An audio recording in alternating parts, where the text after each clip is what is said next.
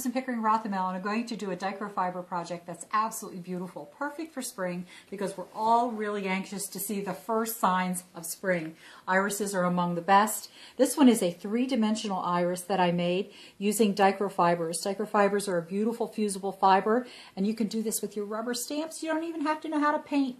Let me show you how. It's really nice. We have this big, giant iris rubber stamp, and see how nice and open this is, so it makes it perfect for this technique. The second thing I'm going to use is VersaFine Onyx Black. You can use any permanent pigment. I like this one because the lid turns backwards and I don't get my hands all messy. That's pretty simple. So I'm going to put lots of ink on this rubber stamp, and because it's red rubber, I can put the fusible fibers on it. Don't put the fusible fibers on clear because they'll melt. I'm going to use an iron, and it's a medium hot iron. I'm also going to use some of this gilding. Fusible fibers are a beautiful little fiber. They're sheer and iridescent. They can be overheated so that they lose their luster, but some people actually do that on purpose. And what I like to do is mix my colors up a little bit. Keep it fairly sheer to start with because I'm going to use some gilding, and that's what I really want to see. You have lots of playtime with this particular type of ink, and that's always nice, and you can fool around with your colors.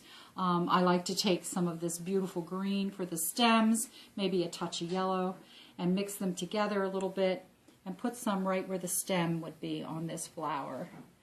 Then I'm going to take some gilding. Now this comes in copper and it comes in variegated in gold, and I found that the brighter colors show up a little better, but you can also put some other colors. And notice I'm not caring too much about where they go or what colors I use because it all ends up being very pretty, and irises can be many, many colors.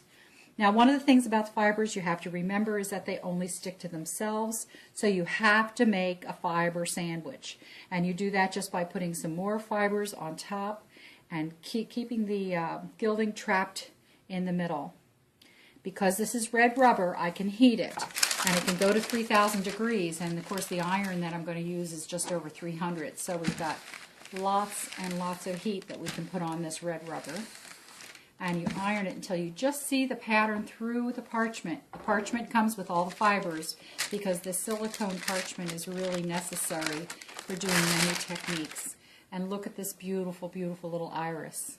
So the way that I did this one was I made two irises, and I cut out one set of petals and just attached them on the top and the bottom. And you can see how pretty that is.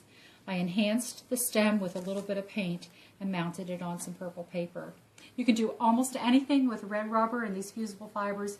Really, really pretty additions to cards and scrapbooking, anything you want. Just have a great time.